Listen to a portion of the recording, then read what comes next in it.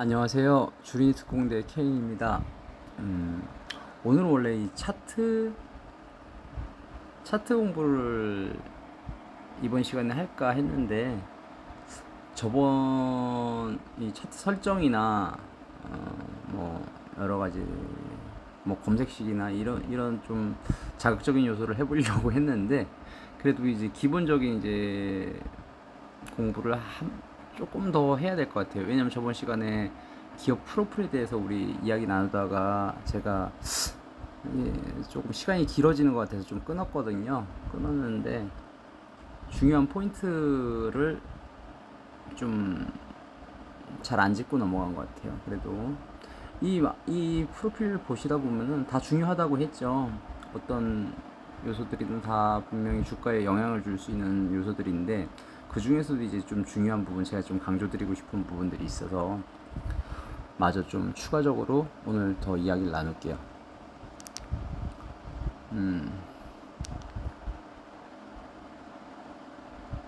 제가 처음 뭐 이 방을 만들었을 때랑 뭐 예전부터 하는 이야기 있죠. 상장 주식수 상당히 중요합니다. 상장 주식수, 이게 왜 중요하냐?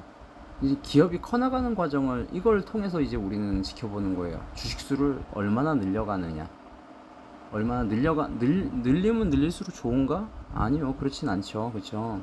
적당한 주식수를 유지하는 게 가장 좋습니다. 근데 그걸 유지하기가, 기업이 이제 재정적인 상태에서 유지하기 참 쉽지 않아요. 그럼 자, 일단 처음에 이제 주식이 상장하게 되면은 보통 이제 한 코스닥 종목 같은 경우 한 1000만 주, 1500만 주, 뭐 요 정도 선이고요. 이제 코스피 종목은 오히려 아예 적당하게 그냥 3000만 주, 4000만 주, 이렇게 몸집을 아예 만들고서 나오는 기업들도 있고요. 이제 대형 기업들 이제 뭐 가끔 이제 연중 뭐 어쩌다 한 번씩 이제 대형 기업들이 이제 분할 회사들 이제 상장시키는 경우도 있잖아요. 뭐 현대 쪽이나 뭐 이렇게 보면은 뭐 두산이나 이렇게 큰 기업들이 이제 신규 주식을 이제 상장시킬 때는 아예 처음부터 몸집을 잘 만들어 갖고 이제 내보내는 경우들이 많아요. 왜냐면 그 기업들은 뒤에 이제 뒷배경이 좋다 보니까 어떻게 보면 금수저예요. 금수저기 때문에 처음부터 아예 그냥 이쁘게 하고 태어나요. 태생부터가. 그래서 그 적당한 몸집을 갖고 태어나는 기업들은 보통 엘리어트 파동을 잘 만들면서 초반에 좀 빠지더라도 이후에 이제 뭐 이제 잘 계단식 상승들을 잘 하는 기업들이 많고요. 근데 이제 뭐 코스닥 기업이나 이런 중소형주들 보면은 처음에 이제 약간 일부러 그러는 걸 수도 있고요. 근데 재정적인 문제가 제일 크겠죠. 그렇게 하고 싶지만은 그렇게 안 되는 경우들이 있으니까. 그럼 일단 이 발행 주식수가 초반에는 좀 작습니다. 작다 보니까 등락폭이 커요. 등락폭이 크면 클수록 이제 투자자들은 오히려 관심을 많이 갖기도 하고, 또 장기적인 투자자들 입장에서는 관심도가 없죠. 왜냐면 등락폭이 크다 보니까 이걸 계속 들고 있을 이유가 없거든요. 뭐 하루에 뭐 갑자기 상한가를 쳐버리고 아니면 서킷 터져갖고서 10%씩 뭐 위아래로 흔들어대는데, 위로 뭐 10% 서킷이 터지기도 하지만은 뭐 아래로 뭐 10% 20% 하한가까지도 터지니까, 그런 위험한 주식을 어떻게 장기 투자하겠어요. 그렇죠? 이게 방향성도 모르겠고 이 기업이 어떤 식으로 해나갈지 모르니까 대응도 하기 힘들고. 그래서 보통 이제 이런 발행 주식수가 좀 작은 주식들은 단기 투자하시는 분들의 이제 밥이 되죠. 근데 대신에 그거는 있어요. 상한가가 터지거나 서킷이 발동이 되면은 투자자들 입장에서는 그 기업을 좀 관심 깊게 좀 보게 돼요. 도대체 이건 뭐 하는 기업이지? 도대체 어떤 뉴스나 테마에 휩쓸렸길래 이 기업이 이렇게 갑자기 장중에 이렇게 높고 아니면 아래로든 그러니까 하한가 서킷이 뭐 하방으로 터지든 상방으로 터지든 상관이 없어요. 일단 투자자들의 관심도가 갑자기 생기게 되죠. 왜냐면 유동성이 별로 없는 주식들은 재미가 없어요. 이제 단기 투자하시는 분들은 당연히 재미가 없는 주식이기 때문에 유동성 없는 주식들은 좀 소외가 되죠. 그래서 뭐 시장 뭐 소외 종목이라고 뭐 이렇게 그렇게 갖다 이런 붙이기도 하지만은, 근데 항상 계속 소외 종목인 종목도 없고 항상 그렇게 유동성이 큰 종목도 없어요. 근데 유동성이 크면 클수록 위험합니다, 솔직히. 왜냐면은 들고 계속 이렇게 오랫동안 장기간 보유할 수 있는 개인 투자자들이 있어야 되는데, 그렇지 않고 오히려 자꾸 팔고 나가고 그나마 기존에 들고 있던, 진짜 상장 이전에 들고 있던 투자자들까지도 팔고 나가게 되니까 오래 들고 있으려고 안 하게 되죠.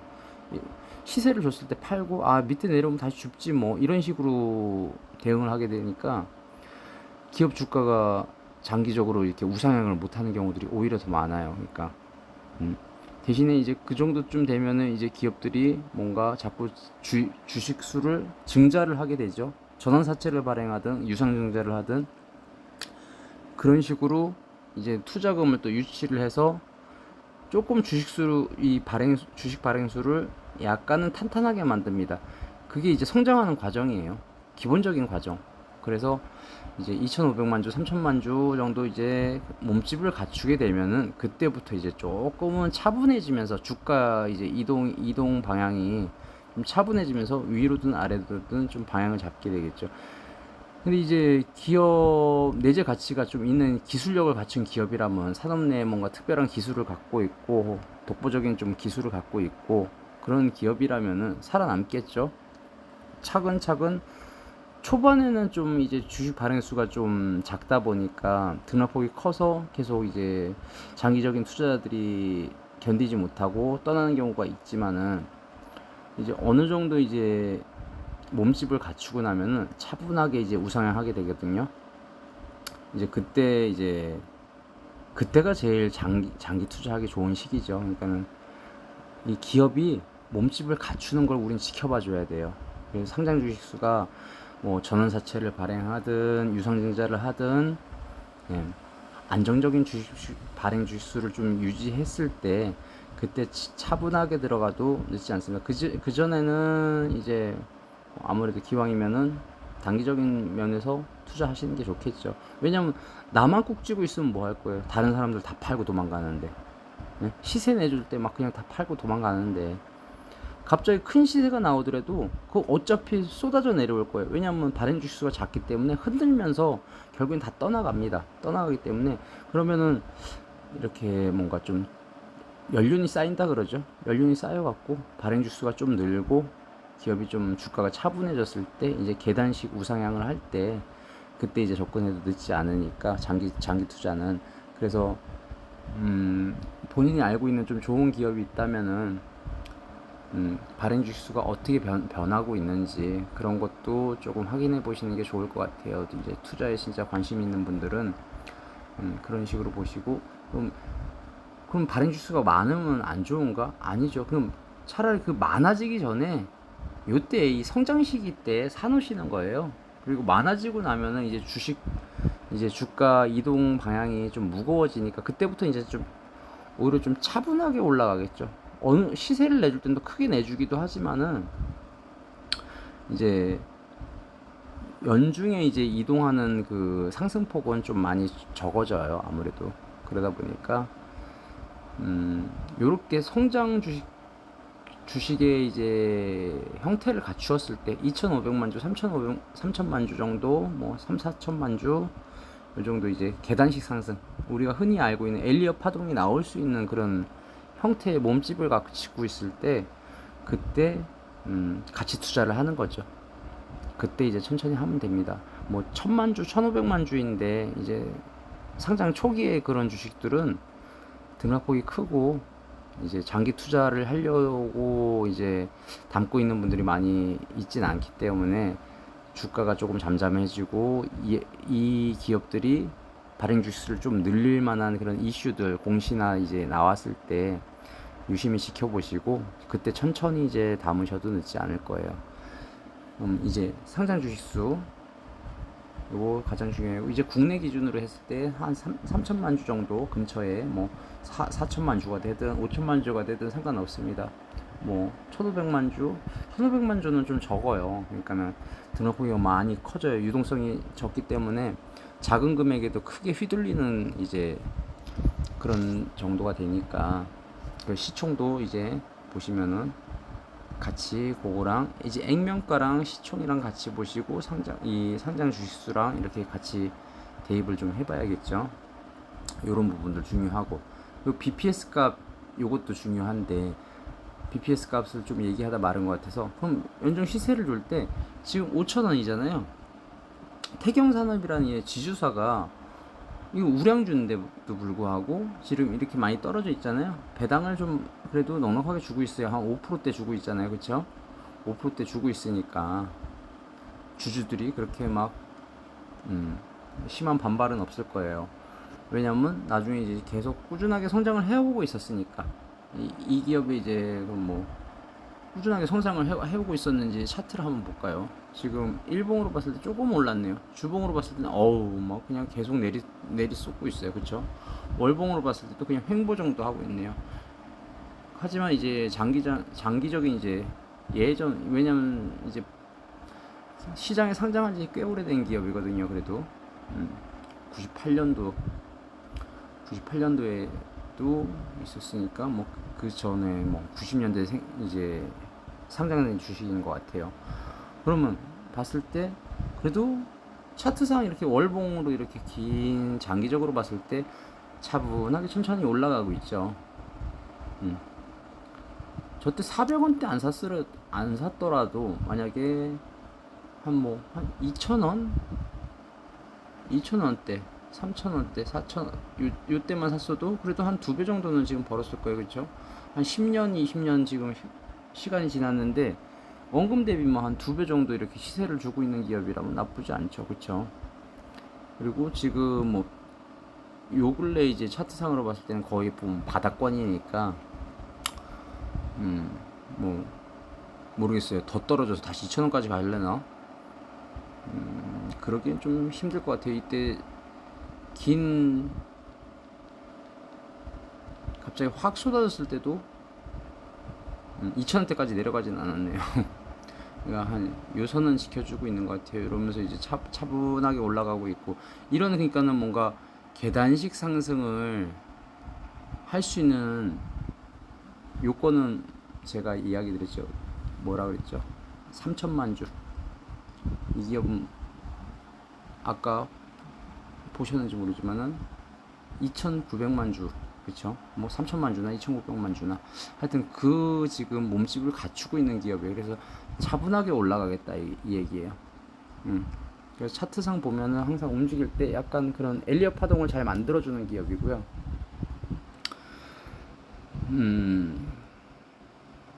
그래서 우량주가 되고 이제 기업이 이제 흑자로 돌아서면서 이제 장기적으로 좀 흑자 조짐이 보인다 싶으면은 요 두 가지가 형성이 딱 맞물리면은 같이 투자할 만하죠. 그리고 기업 내 가장 이상적인 것 같아요. 요런 투자가 이제 장기적으로 진짜 주식 투자라고 볼 수 있겠죠. 장기적으로 내가 그냥 같이 갈 수 있는 기업. 예. 우량주, 우리가 흔히 이야기하는 우량주가 되는 거고, 얘가 이제 나중에 이 주식 수를 더 늘려서 그리고 액면을 만약에 분할을 해서 예? 좀 덩어리가 커진다. 그때 되면 무거워지겠죠. 그때 되면은 팔아야 돼요. 그 뒤로도 오르겠죠. 당연히 오르겠지만은 파는 게 맞습니다. 원래는 이제 주식 투자할 때 주식 발행수가 그렇게 덩치가 커. 삼성전자 같은 경우 지금 투자 가치가 있을까요, 없을까요? 투자 가치로 따졌을 때 지금 좀 주가가 싸니까 투자할 만하다. 그냥 좀 안정적인 투자 면에서는 이제 뭐 다시 또 시세를 뭐 또 9만 원, 10만 원 내줄 것 같으니까 살 수 있겠지만은,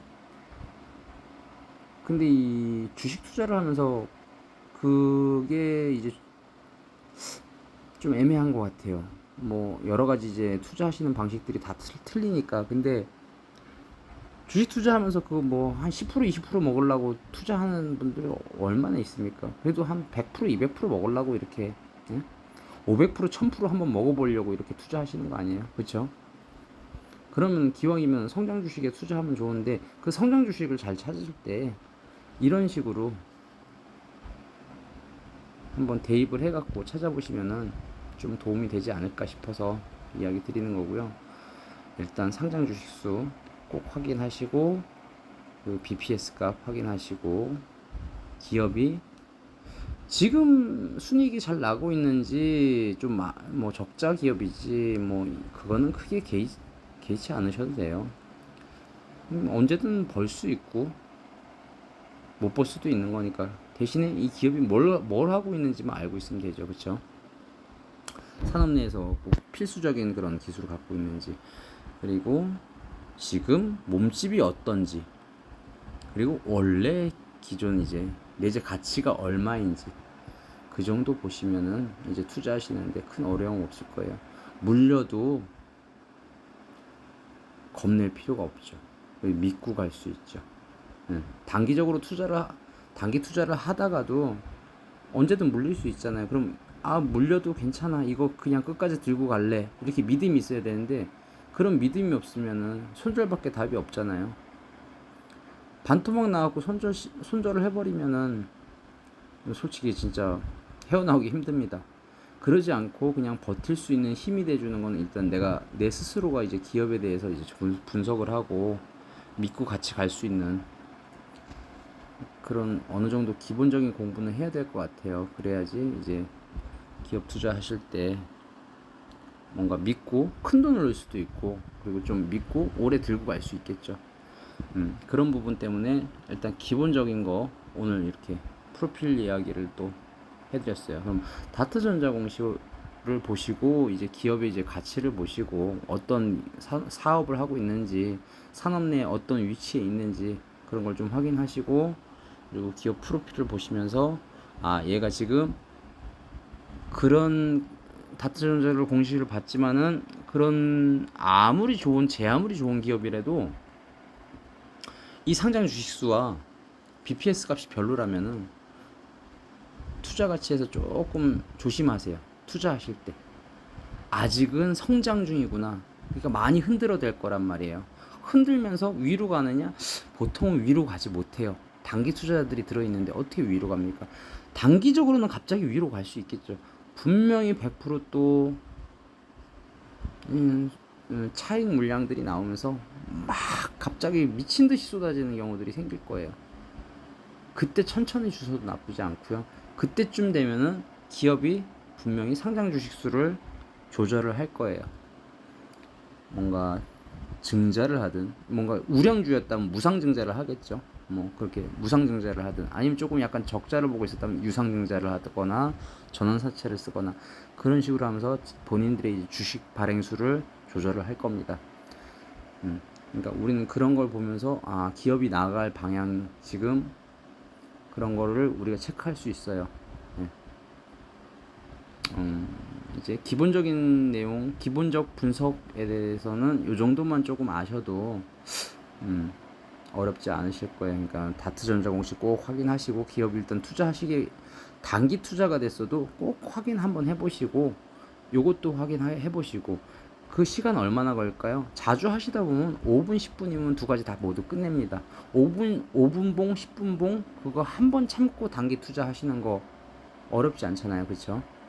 그 정도만 하시고, 아무리 추세가 좋고 아무리 오늘 뭐 완전 뭐 날아갈 것 같은 종목이라도 그 정도는 한 번쯤 확인하시고 잠깐 시간 내서, 그리고 단기 투자를 하셔도 늦지 않으니까 한 템포 쉬어서 기업에 대해서 좀 어느 정도 분석하시고 그렇게 단기 투자 하셨으면 좋겠어요.